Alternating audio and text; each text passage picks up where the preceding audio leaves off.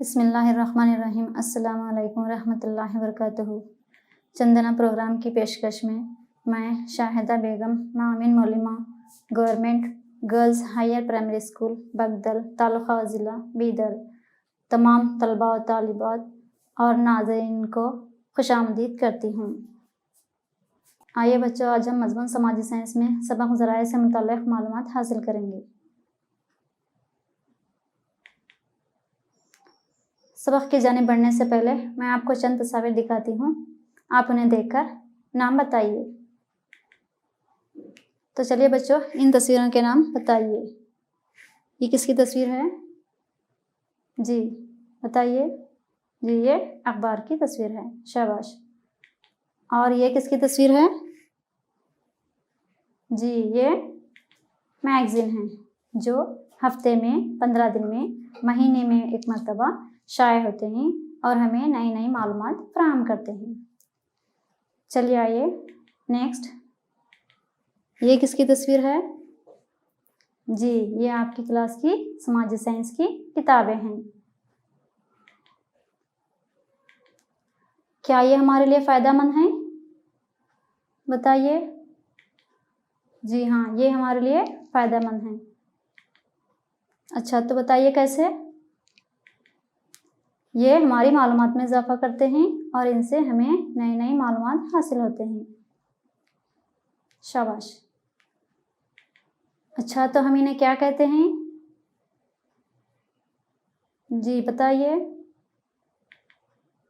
ہم انہیں ذرائع یا وسیلے کہتے ہیں۔ Very good. تو جس طرح یہ معلومات حاصل کرنے کے ذرائع ہیں، اسی طرح سے تاریخ لکھنے کے بھی ذرائع ہوتے ہیں، جنہیں ہم تاریخ کے وسیلے یا تاریخ کے وسائل یا ذرائع کہتے ہیں۔ آئیے آج ہم سبق ذرائع یا وسیلے سے متعلق معلومات حاصل کریں گے۔ اس سبق میں مندرجہ ذیل نکات پر روشنی ڈالیں گے۔ تاریخ کے مطالعے کے لیے درکار ذرائع، تاریخ کے ذرائع کے اقسام، آثار قدیمہ کے ذرائع کی اہمیت، تاریخ کے مطالعے کے لیے ضروری زبانی ذرائع۔ تو آئیے اب ہم ان نکات سے متعلق تفصیلی معلومات حاصل کریں گے۔ اس سے پہلے ہم تاریخ کیا ہے اس کا تھوڑا سا اعادہ کریں گے۔ تاریخ گزرے ہوئے واقعات کا تنظیمی مطالعہ یعنی سسٹمیٹک اسٹڈی ہے۔ تاریخ گزرے ہوئے واقعات کو ترتیب کے ساتھ منظم طور پر پیش کرتی ہے۔ تاریخ انسان کی گزری ہوئی زندگی کو پیش کرتی ہے۔ تاریخ انسان کی کامیابیاں اور ناکامیاں کو پیش کرتی ہے۔ چلیے آئیے اب ہم تاریخ نویسی کسے کہتے ہیں دیکھیں گے۔ تاریخ مرتب کرنے کے عمل کو تاریخ نویسی کہتے ہیں، یعنی تاریخ لکھنے کا عمل تاریخ نویسی کہلاتا ہے۔ تاریخ نویسی کس طرح کی جاتی ہے؟ چلیے دیکھیں گے۔ مورخین وسائل یا ذرائع کو اکٹھا کر کے تنقیدی جائزہ لے کر پھر تصدیق کر کے تاریخ لکھتے ہیں۔ یعنی جس طرح ایک وکیل اپنے مقدمات کو دلائل اور ثبوت کے ساتھ پیش کرتا ہے، بالکل اسی طرح مورخین وسائل یا ذرائع کو اکٹھا کرتے ہیں، پھر ان کا تنقیدی جائزہ لیتے ہیں، یعنی ان کا غور و فکر اور گہرائی و گہرائی سے مطالعہ کر کے پھر ان کی تصدیق کرتے ہیں، ان کی سچائی تک پہنچ کر تاریخ لکھتے ہیں۔ تاریخ نویسی کے لیے وسائل کا ہونا بہت ضروری ہے، ورنہ یہ کہانی بن جاتی ہے۔ جی ہاں، تاریخ نویسی کے لیے وسائل کا ہونا بہت ضروری ہے۔ اگر بغیر وسائل کے تاریخ لکھی جاتی ہے تو وہ تاریخ نہیں کہلاتی، بلکہ وہ کیا کہلاتی ہے؟ وہ ایک کہانی کہلاتی ہے۔ جیسے مثال کے طور پر چلیے ایک کہانی اور تاریخ میں فرق دیکھیں گے۔ زمانہ دراز میں کسی ایک گاؤں میں ایک راجا تھا، اس نے ایک جنگ کی۔ 261 عہد عام میں پاٹلی پترا میں حکومت کرنے والے راجا اشوکا نے کالنگا کی جنگ لڑی تھی۔ تو بچوں یہ دو سینٹنس میں آپ کو کیا معلوم ہو رہا ہے؟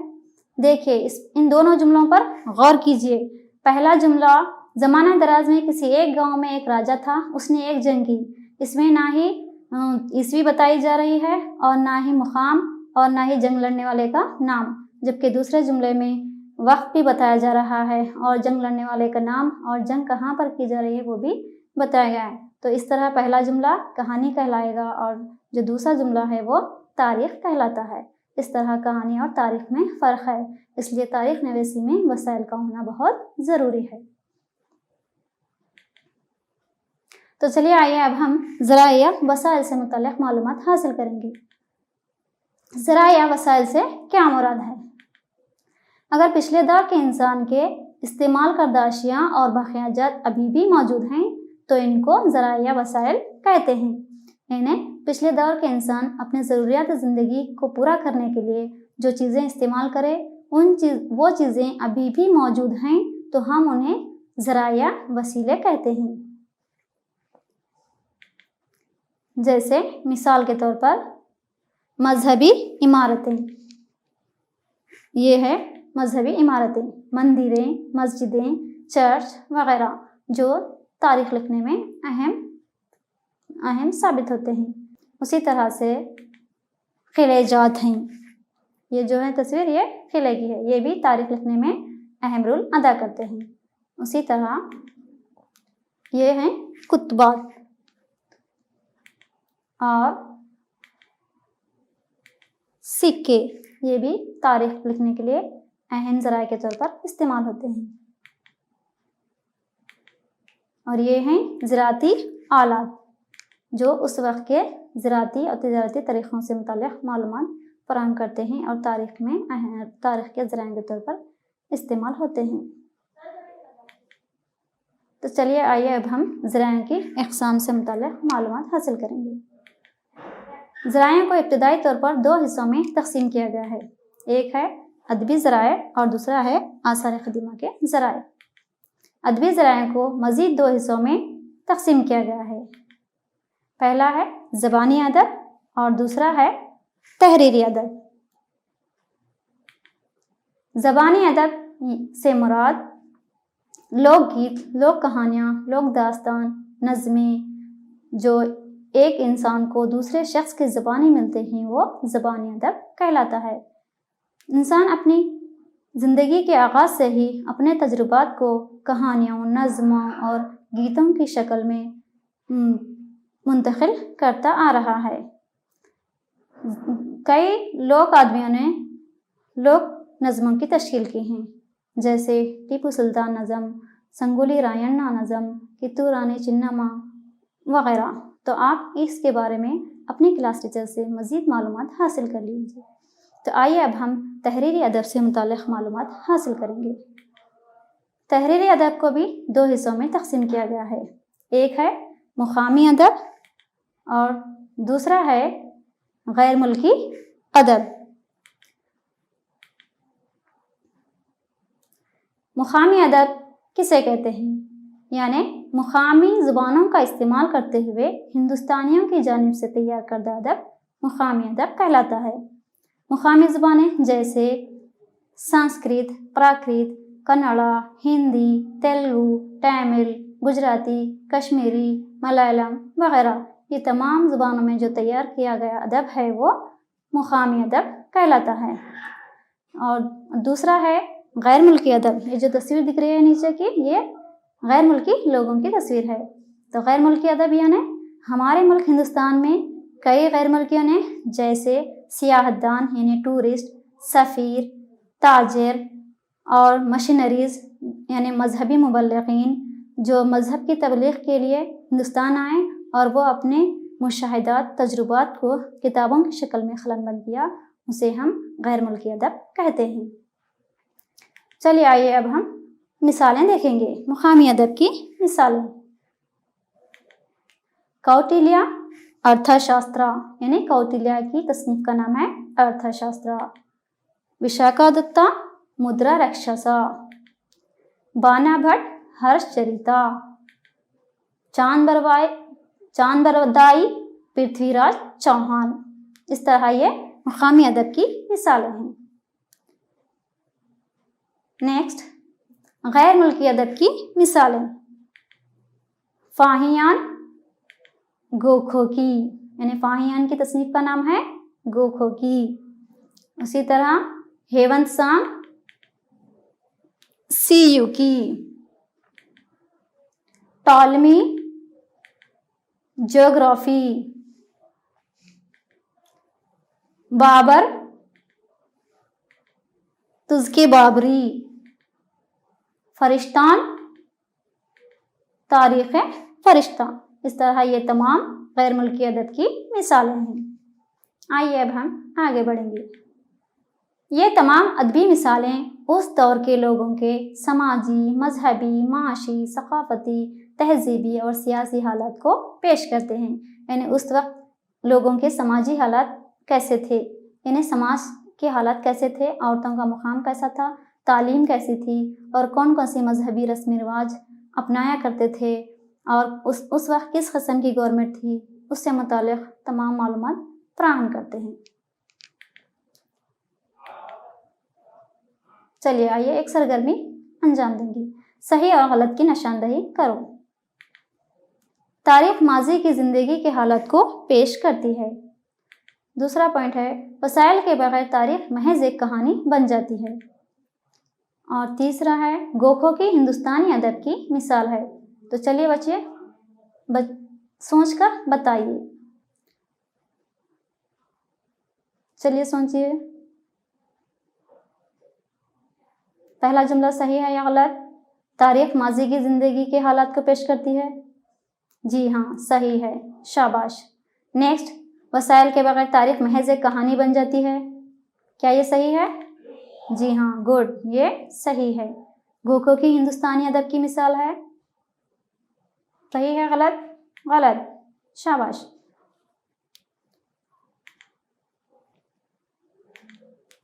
چلیے آئیے اب ہم ذرائع کی ایک اور دوسری قسم آثار قدیمہ کے ذرائع سے متعلق معلومات حاصل کریں گے۔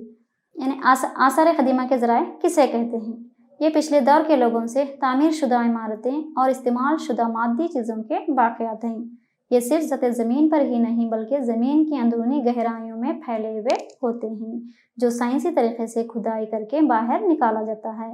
یعنی پچھلے دور کے لوگوں سے تعمیر شدہ عمارتیں اور مادی چیزوں کے باقیات جو صرف زمین پر ہی نہیں رہتے بلکہ زمین کے اندرونی گہرائیوں میں بھی رہتے ہیں، جنہیں کھدائی کر کے نکالا جاتا ہے، جسے کھدائی کا عمل کہتے ہیں۔ تو آئیے اب ہم آثار قدیمہ کے ذرائع کے اقسام کو دیکھیں گے۔ آثار قدیمہ کے ذرائع کو مزید 4 قسموں میں تقسیم کیا گیا ہے: کتبات، سکے، یادگار عمارتیں، دیگر کھنڈرات۔ تو آئیے اب ہم ان سے متعلق تفصیلی معلومات حاصل کریں گے۔ کتبات یعنی انسکرپشن۔ کتبات کسے کہتے ہیں؟ چلیے دیکھیں گے۔ یہ پتھر، چٹان، مٹی کے برتنوں کے ٹکڑے، ہاتھی دانت سے بنی اشیاء اور دیگر اشیاء پر لکھے ہوئے یا کندہ کیے ہوئے تحریری نمونے ہوتے ہیں۔ یہ کئی زبانیں جیسے کنڑا، تیلگو، تامل، سنسکرت، پراکرت زبانوں میں دستیاب ہیں۔ جیسے مثالیں دیکھیے، ہالمیڈی کا کتبہ، یہ جو تصویر دکھ رہی ہے یہ ہالمیڈی کتبے کی تصویر ہے۔ اسی طرح سمدر گپتا کا الہ آباد کا کتبہ اور امیڈی پلیکیشی کا ایہولے کتبہ اور اشوکا کے کتبے وغیرہ ہیں، یہ کتبات کی مثالیں ہیں۔ آئیے اب ہم اشوکا کے کتبوں سے متعلق جانکاری کو دیکھیں گے۔ یاد رکھیے یہ جو تصویر ہے یہ اشوکا کے کتبے کی تصویر ہے۔ اشوکا کے کتبے ہندوستان کے سب سے پہلے اور اہم کتبات میں شمار کیے جاتے ہیں۔ ان کی زبان پراکرت تھی۔ جی دیکھو بچوں، یہ یاد رکھنا چاہیے کیونکہ یہ ہندوستان کے پہلے اور اہم کتبات میں شمار ہوتے ہیں، اور وہ کون سی زبان میں تھے؟ وہ پراکرت زبان میں تھے۔ کتبات کی اہمیت۔ کتبات اس دور کے راجاؤں کے فوجی اصلاحات، دیہی انتظامات، اس کے علاوہ سیاسی، سماجی، ثقافتی، معاشی، تعلیمی اور مذہبی حالات کو بتاتے ہیں۔ یعنی کتبات کس کے بارے میں معلومات فراہم کرتے ہیں؟ اس دور کے راجاؤں کے فوجی اصلاحات، فوج کی مضبوطی کے لیے کن کن اقدامات اور انتظامات کیے گئے تھے، اور دیہاتوں کی ترقی کے لیے کیا انتظامات کیے گئے تھے، اور مذہبی حالات، سیاسی حالات کیسے تھے، کس قسم کی گورنمنٹ تھی، ان تمام سے متعلق وہ मालूमात फराहम करते हैं। दूसरी किस्म है सिक्के यानी कॉइन्स। सिक्के चूँकि बहुत छोटे होते हैं मगर कई मालूमात पहुँचाते हैं। ये जिस राजा ने राइज किए थे उसकी सल्तनत के जगराफियाई हदूद और उस वक्त के हुक्मरानों के मजहब, माशी मकाम और धाती टेक्नोलॉजी को भी जाहिर करते हैं। यानी सिक्के जिस राजा ने राइज किए थे उसकी सल्तनत के जगराफियाई हदूद यानी उसकी सल्तनत कहाँ तक फैली हुई थी और उस वक्त के हुक्मरानों का मजहब वो कौन से मजहब का था, उसका माशी मकाम कैसा था, उस वक्त कौन सी धाती टेक्नोलॉजी तरक्की पजीर थी, ये तमाम के बारे में सिक्के मालूमात फराहम करते हैं। याद रखिए समुद्रगुप्ता ने 7 किस्म के सिक्कों को बनाया था। उनसे पता चलता है कि समुद्रगुप्ता मौसीकी का दिलदादा था। कितने किस्म के सिक्के बनाया था वो? 7 किस्म के सिक्के। तो उन पर ये जो तस्वीरें दिख रही हैं रक्स करते हुए, इन तस्वीरों से पता चलता है कि समुद्रगुप्ता मौसीकी का दिलदादा था। बताइए गौतमीपुत्रा शतकर्णी के दौर के सिक्कों से क्या पता चलता है? उनसे ये मालूम होता है कि उसने अपने सिक्कों पर निहापना का नाम मिटाते हुए अपना नाम कुंदा किया था। तो देखिए सिक्कों के जरिए हमें इस तरह की मालूमात फराहम होते हैं। यानी गौतमीपुत्रा शतकर्णी अपने सिक्कों पर निहापना का नाम मिटाते हुए अपना नाम कुंदा किया था। उसी तरह से बेंगलुरु में मिलने वाले रूमी सिक्कों से ये मालूम होता है कि 2000 साल पहले बेंगलुरु से रोम के तिजारती ताल्लुकात थे। देखिए सिक्के भी कितने अहम मालूमात फराहम करते हैं। यानी बेंगलुरु में जो रूमी सिक्के मिले हैं उनसे मालूम होता है कि आज से 2000 साल पहले बेंगलुरु और रोम के तिजारती ताल्लुकात थे। समुद्रगुप्ता ने कितने किस्म के सिक्के बनाए थे बताइए बच्चों? जी हाँ, बहुत खूब। समुद्रगुप्ता ने 7 किस्म के सिक्के बनाए थे। शाबाश। नेक्स्ट यादगार इमारतें यानी मॉन्यूमेंट्स। इनमें किले, मनादिर, मजहबी इमारतें, महलात और सुतून शामिल हैं जो तारीख लिखने के अजीम ज़राए हैं। यादगार इमारतें में क्या क्या शामिल हैं? किले, मनादिर, मजहबी इमारतें, महलात और सुतून शामिल हैं जो तारीख लिखने में अहम होते हैं। मिसालें बीजापुर का गोल गुंबद और मेहरौली का सुतून जो उस वक्त की साइंस और टेक्नोलॉजी की तरक्की को बताता है। देखिए ये जो तस्वीर है गोल गुंबद की तस्वीर है। जी हाँ, इसमें जब हम 1 मरतबा आवाज़ करते हैं तो वो हमें 7 मरतबा सुनाई देती है। तो इससे ये मालूम होता है कि उस वक्त साइंस और टेक्नोलॉजी कितनी तरक्की याफ्ता थी। नेक्स्ट है शाहजहां का ताजमहल उसकी मोहब्बत की दास्तान सुनाता है। देखिए ये ताजमहल की तस्वीर है। उस वक्त मुगल शहंशाह शाहजहां ने तामीर किया था जो खूबसूरती में सारी दुनिया में मशहूर है और दुनिया के अजायबात में इसका शुमार होता है। उसी तरह नालंदा की इमारतें और महमूद गामा का मदरसा उस दौर की तालीमी अहमियत पर नज़र डालते हैं। ये जो तस्वीर है नालंदा यूनिवर्सिटी है और ये है महमूद गामा का मदरसा, उस दौर की तालीमी अहमियत पर रोशनी डालते हैं। उसी तरह एलोरा, एलिफेंटा, अजंता के गारों पर कुंदा तस्वीर उस वक्त के नक्श निगारी और मुसव्वरी के तर्ज को बताते हैं। जैसे ये है अजंता की गार और वो कैलाश मंदिर एलोरा, उस वक्त किस तरह के डिज़ाइन और नक्श निगारी की जाती थी ये बताते हैं। उस तरह से यादगार इमारतें उस दौर के मजहबी हालात, टेक्नोलॉजी, माशी हालात और साइंसी कारनामों को जाहिर करते हैं।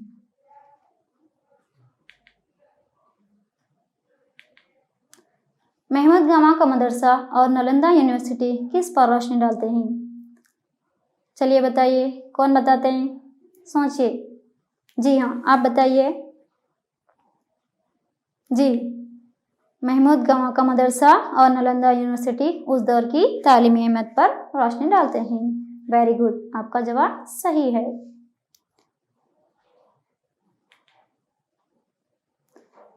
और अब है दीगर खंडात या बाक़ियात। ये मिट्टी के बर्तनों के टुकड़े, चूड़ियों के टुकड़े, मुहर, मनके, हड्डियों के टुकड़े वगैरह हैं جو اس دور کے لوگوں کی سماجی، ثقافتی، سیاسی اور مذہبی حالات، غذائی عادتوں اور تجارتی طریقوں کو سمجھنے میں مددگار ہوتے ہیں۔ کیا کیا شامل ہیں دیگر کھنڈرات میں؟ جیسا کہ تصویر میں نظر آ رہا ہے، مٹی کے برتنوں کے ٹکڑے، چوڑیوں کے ٹکڑے، ہڈیوں کے ٹکڑے، منکے وغیرہ ہیں جو اس وقت کے سیاسی، سماجی، مذہبی، غذائی عادتوں اور تجارتی طریقوں کو سمجھنے میں مددگار ہوتے ہیں۔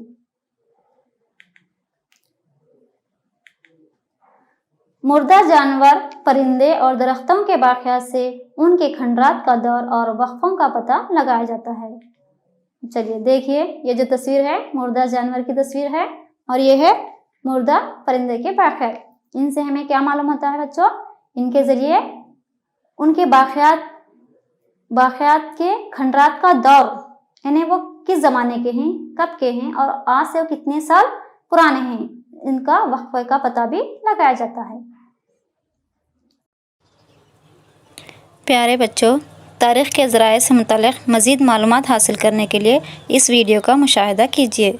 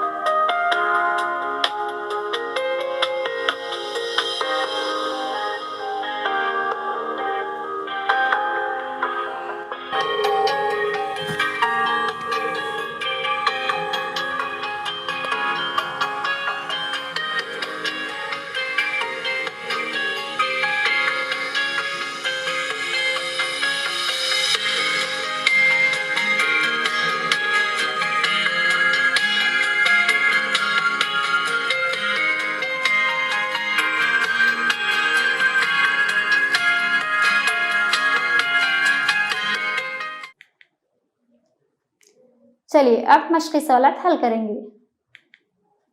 تاریخ کیا ہے؟ چلیے بچوں بتائیے، سوچئے جواب۔ تاریخ کسے کہتے ہیں؟ کون بتا سکتے ہیں؟ جی ہاں، آپ بتائیے۔ تاریخ گزرے ہوئے واقعات کا تنظیمی مطالعہ ہے۔ شاباش، آپ کا جواب صحیح ہے۔ تاریخ گزرے ہوئے واقعات کا تنظیمی مطالعہ یعنی سسٹمیٹک اسٹڈی ہے۔ نیکسٹ سوال، مورخین تاریخ کس طرح لکھتے ہیں؟ کون بتاتے ہیں؟ جی ہاں، آپ بتائیے۔ مورخین وسائل کو اکٹھا کرتے ہیں اور پھر ان کا تنقیدی جائزہ لے کر ان کی تصدیق کر کے تاریخ لکھتے ہیں۔ بالکل صحیح کہا آپ نے۔ مورخین وسائل کو اکٹھا کرتے ہیں اور پھر ان کا تنقیدی جائزہ لیتے ہیں، یعنی غور و فکر کے ساتھ مطالعہ کرتے ہیں اور پھر ان کی تصدیق کر کے ان کی سچائی تک پہنچ کر तारीख लिखते हैं।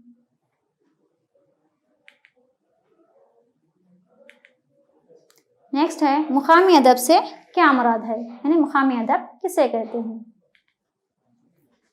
मुकामी ज़ुबानों का इस्तेमाल करते हुए हिंदुस्तानियों की जानिब से तैयार करदा अदब मुकामी अदब कहलाता है। शाबाश। नेक्स्ट, कोई दो गैर मुल्की सयाहों के नाम लिखिए। कौन बोलते हैं? कोई दो गैर मुल्की सयाहों के नाम बताइए। जी आप बताइए। फाहियान, हेवनसांग, बाबर और टारिमी। वेरी गुड, आपने सही जवाब दिया। चलिए आइए अब हम एक और सरगर्मी अंजाम देंगे, जोड़ लगाइए। अर्थशास्त्र, हर्षचरिता, इंडिका, गोखोकी, तुज़के बाबरी, ये किताबों के नाम हैं और उधर अब मुसन्निफीन के नाम हैं। आप उन्हें सही जवाब को जोड़िए, जैसे बाबर, फाहियान, कौटिल्य, बानाभट्ट, मेगास्थनीज। तो चलिए सोचिए और सही जवाब को जोड़ने की कोशिश कीजिए। चलिए बताइए पहला जवाब। आइए आपके जवाब की तस्दीक करते हैं। अर्थशास्त्र, कौटिल्य। नेक्स्ट, हर्षचरिता, बानाभट्ट। इंडिका, मेगास्थनीज। गोखोकी, फाहियान। तुज़के बाबरी, बाबर। जी हाँ। चलिए आइए आप होमवर्क लिख लीजिए। सवालात, तारीख लिखने के लिए सिक्कों की क्या अहमियत है, बयान कीजिए। नेक्स्ट सवाल है, अपने डिवीज़न के यादगार इमारतों की तस्वीर का एल्बम बनाइए। तो बच्चों ये सवालात अपने घर में बैठकर लिखिए, इसके सही तौर पर इसके जवाब लिखिए और अपने क्लास टीचर को बतला दीजिए। तो प्यारे बच्चों, आज हमने इस सबक में किसके बारे में मालूमात हासिल की हैं?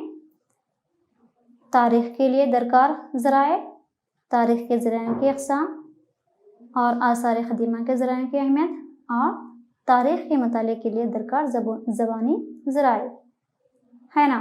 तो इन नुकात से मुताल्लिक़ हमने आज मालूमात हासिल किए हैं। उम्मीद करती हूँ कि आप तमाम को समझ में आ गया होगा, है ना। तो चलिए आज के लिए यहाँ तक काफ़ी है। आइंदा क्लास में फिर मिलेंगे। अल्लाह हाफ़िज़।